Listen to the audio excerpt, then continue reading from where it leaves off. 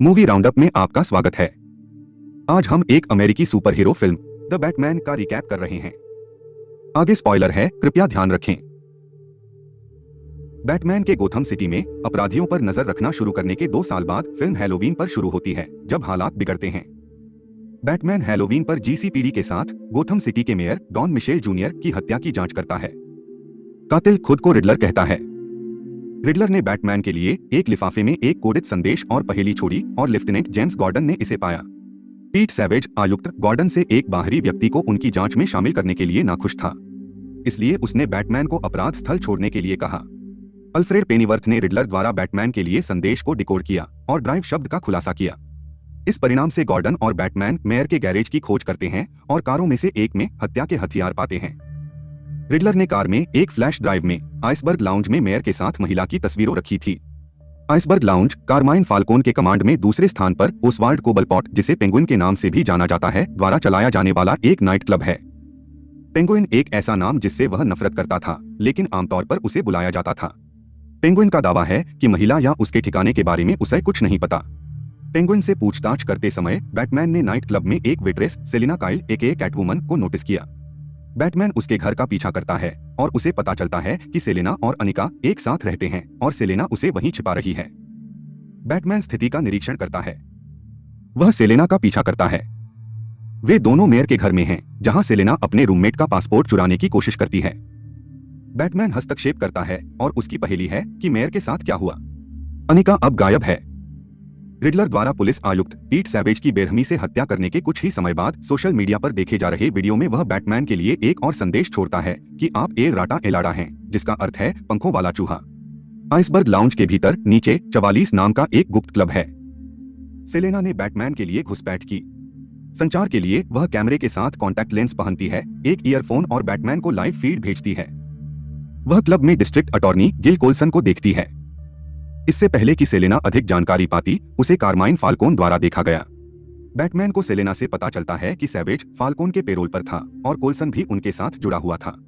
Batman यह पता लगाने की कोशिश कर रहा है कि सेलेना और फाल्कोन के बीच क्या संबंध थे, लेकिन उसने उसे कुछ भी बताने से इनकार कर दिया। मिशेल के अंतिम संस्कार के दिन ब्रूस वेन दिखाई देता है। अंतिम संस्कार अंदर किया जाता है। एक पुलिसकर्मी ने खुलासा किया कि कोल्सन एक रात पहले से ही लापता है। बातचीत के दौरान एक कार इमारत से टकराकर रुक जाती है। कोल्सन अपने मुंह पर टेप, अपनी गर्दन पर एक बम और अपने दाहिने हाथ में फोन के साथ बाहर कदम रखता है। रिडलर कोल्सन के फोन पर कॉल करता है और कोल्सन की छाती पर एक कार्ड टेप किया गया है, जिस पर टू द बैटमैन लिखा हुआ है। रिडलर कोल्सन को निर्देश देता है कि वह 3 पहेलियों का सही उत्तर दें या वह बम से उसे मार देगा। बैटमैन और कोल्सन को 2 उत्तर सही मिलते हैं, लेकिन कोल्सन तीसरी पहेली का प्रयास नहीं करता है, जो मुखबिर के बारे में है, और रिडलर उसे मार देता है। पुलिस बैटमैन से पूछताछ करती है। बाद में गॉर्डन बैटमैन के साथ बातचीत का नाटक करता है, लेकिन उसे भागने में मदद करता है। बैटमैन और गॉर्डन ने मुखबिर की तलाश की और पाया कि फाल्कन मारोनी के ऑपरेशन को संभाल रहा था। उन्होंने पेंगुइन को यह सोचकर कि वह मुखबिर था, ट्रैक किया और पकड़ लिया। वे पाते हैं कि वह मुखबिर नहीं है और पेंगुइन बताता है कि कोडित संदेश एल राडा नहीं बल्कि लाराडा है। कैटवुमन ड्रग्स के पैसे चुराने की कोशिश करती है और उन्हें बेनकाब करती है। और जब पेंगुइन भागने की कोशिश करता है तो सेलेना अन्निका के शरीर को एक कार की डिक्की में पाती है। बैटमैन और गॉर्डन नए सुराग को देखते हैं और पाते हैं कि ब्रूस वेन रिडलर का अगला लक्ष्य है। उन्हें पता चला कि रिडलर वेन परिवार से नाराज है। रिडलर का कहना है कि ब्रूस अपने पिता के पापों का भुगतान करेगा। ब्रूस घर पर फोन करता है, लेकिन अल्फ्रेड ने उसके लिए आई एक लेटर में बम को खोल दिया था और उसे अस्पताल में भर्ती होना पड़ा। फिर रिडलर ने खबर फैलाई कि ब्रूस के पिता थॉमस वेन ने फाल्कोन को एक पत्रकार की हत्या करने के लिए कहा, जिसने मार्था वेन के मानसिक बीमारी को प्रकाशित करने की धमकी दी थी। सेलेना मदद के लिए बैटमैन के पास पहुंचती है और उसने बैटमैन को बताया कि फाल्कोन उसके पिता है और उसे पता चला कि फाल्कोन ही अन्निका का हत्यारा था।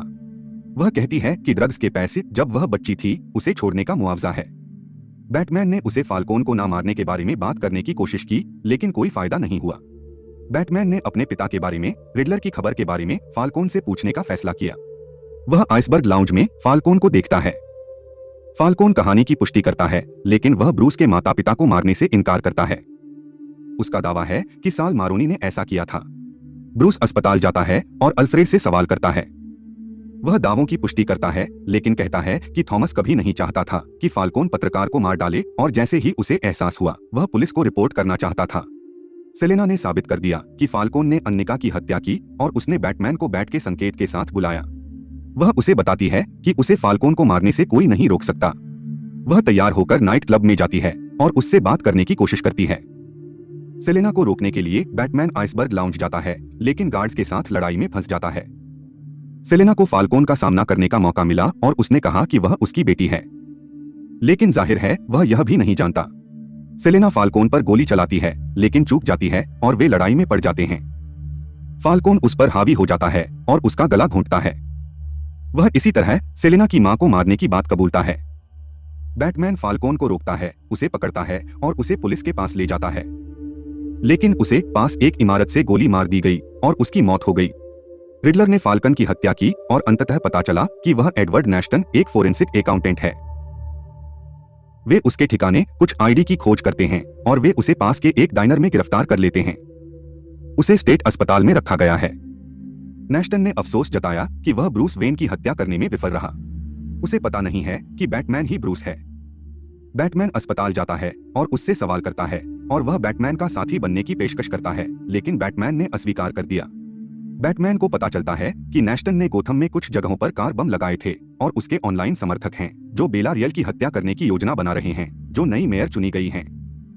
बम फट जाते हैं, गोथम के आसपास की समुद्री दीवारें नष्ट होती हैं और शहर में बाढ़ आ जाती है। नैश्टन समर्थकों ने बेला की हत्या करने की कोशिश की, लेकिन असफल रहे क्योंकि सेलेना और बैटमैन ने उन्हें रोक दिया। अंत में नैश्टन एक दूसरे कैदी से दोस्ती करता है। सेलेना गोथम को छोड़ने का फैसला करती है, जबकि बैटमैन शहर को भीतर से ठीक करने में मदद और शहर में आशा का स्रोत बनने का वादा करता है। फिल्म यहीं समाप्त होती है। देखने के लिए धन्यवाद। कृपया हमारे चैनल को लाइक, कमेंट, शेयर और सब्सक्राइब करें।